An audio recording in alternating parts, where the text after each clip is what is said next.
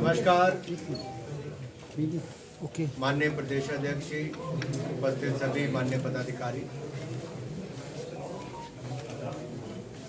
मित्रों, हाल ही में मोदी सरकार में माननीय वित्त मंत्री श्रीमती निर्मला सीतारमण जी ने वर्ष 2023-24 का बजट देश के सामने प्रस्तुत किया। उसके कुछ प्रमुख बिंदु मैं आप सबके सामने रखने आया हूं। माननीय प्रधानमंत्री नरेंद्र मोदी जी विकसित भारत का संकल्प लेकर चले हैं और अमृतकाल के पहले बजट में विकसित भारत के विराट संकल्प को पूरा करने का एक तरह से नींव रखी गई है। मैं कहूँगा ये बजट गांव का, गरीब का, महिला का, मजदूर का, मध्यम वर्ग का, नौजवान का, किसान का, अनुसूचित जाति जनजाति पिछड़ा वर्ग का, समाज के सभी वर्गों के लिए इस बजट में कुछ ना कुछ है। ये खुशियों का बजट है और तभी तो इसकी जो प्रशंसा देश के कोने कोने से सुनने को मिली, हर वर्ग से सुनने को मिली। मित्रों, पहली बार कैपिटल इन्वेस्टमेंट एक्सपेंडिचर जो हम कहें उसका आउटले 10 लाख करोड़ रुपया रखा गया है, जो पिछले वर्ष से 33% ज्यादा है।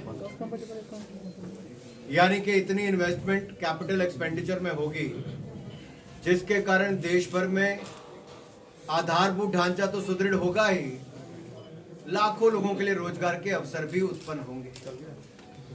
इसी तरह से ही रेलवे के लिए 2,40,000 करोड़ रुपए का बजट रखा गया है और ये 2,40,000 करोड़ का आउटले आज तक का सबसे ज्यादा प्रावधान किया गया है रेलवे में।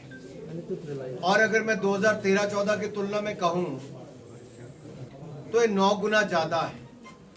और जम्मू कश्मीर की ही बात करूं तो जम्मू कश्मीर के लिए भी अभी तक 3 प्रोजेक्ट 481 किलोमीटर के 28,440 करोड़ रुपए के प्रदेश में चल रहे हैं।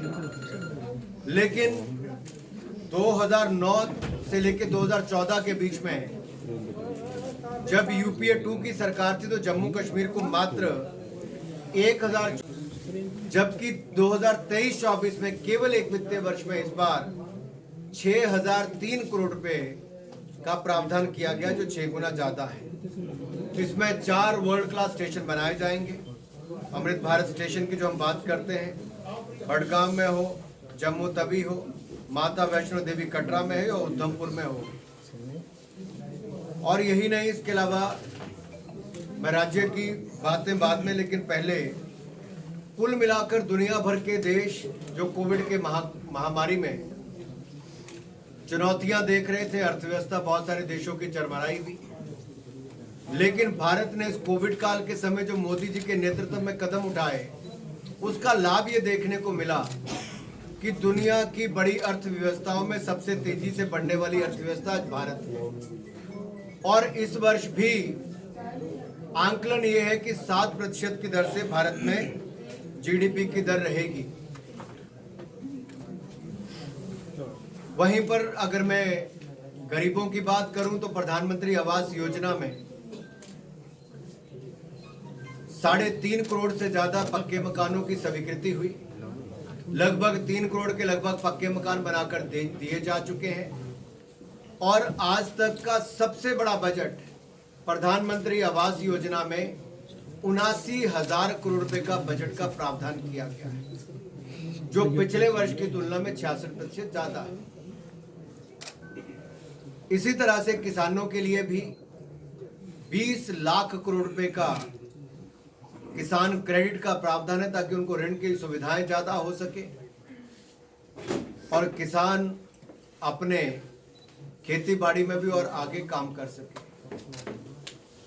एमएसएमई सेक्टर जो हमारा लघु सूक्ष्म उद्योग है, उसमें भी 2 लाख करोड़ रुपया एमएसएमई क्रेडिट गारंटी स्कीम के अंतर्गत रखा गया है, जो 9,000 करोड़ रुपए का जो भारत सरकार ने अपनी ओर से उसके लिए प्रावधान किया है। लेकिन ये 2 लाख करोड़ का लाभ क्या होगा?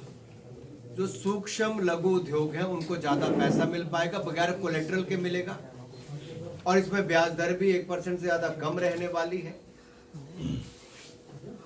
इसी तरह से ही युवाओं की अगर मैं बात करूं तो युवाओं के लिए फ्यूचर वर्क 4.0 की जब हम बात करते हैं, जिसमें आर्टिफिशियल इंटेलिजेंस है, कोडिंग है, 3D प्रिंटिंग है, इंटरनेट ऑफ थिंग्स है, इनके लिए स्किलिंग देने का काम भी लाखों लोगों को प्रधानमंत्री कौशल विकास योजना के अंतर्गत किया जाएगा।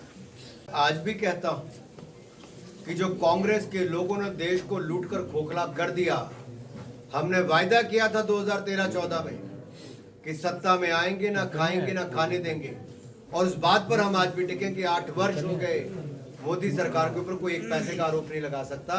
ईमानदारी के साथ सरकार चलाई है, और कह सकते हैं ना देश बिकने दिया है ना बिकने देंगे। भारत को मजबूत किया है, आगे बढ़ाया है, और आगे ही बढ़ाने का काम। सर, अडानी मामले को लेकर लगातार विपक्ष घेर रहा है। सर रवि, खेलो इंडिया अभियान माननीय प्रधानमंत्री नरेंद्र मोदी जी ने शुरू किया, और युवा और खेल मोदी जी की सदा प्राथमिकता रही है। और अगर आप पूरे बजट में देखोगे तो युवा केंद्र बिंदु है। युवाओं के लिए रोजगार की बात हो, युवाओं के लिए प्रशिक्षण की बात हो, युवाओं के लिए खेलकूद की बात हो, या युवा के लिए ग्रीन एंड सस्टेनेबल भारत बनाने की बात हो, green growth, green economy, green investment and green jobs, इसका संकल्प इस पूरे बजट में दिखता है। और युवाओं के लिए भविष्य का भारत कैसा हो? सक्षम समृद्ध भारत हो। और ये मैं कहना चाहता हूं, ये समावेशी,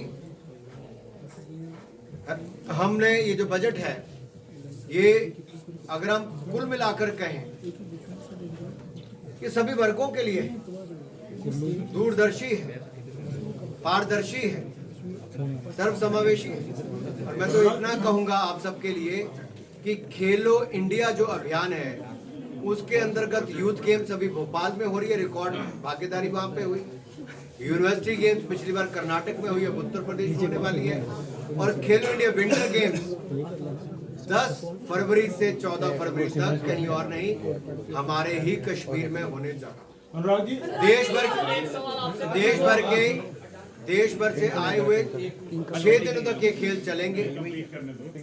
11 गेम्स इसमें होंगी। 1500 से ज्यादा खिलाड़ी 29 राज्यों और यूनियन टेरिटरी से इसमें भाग लेंगे।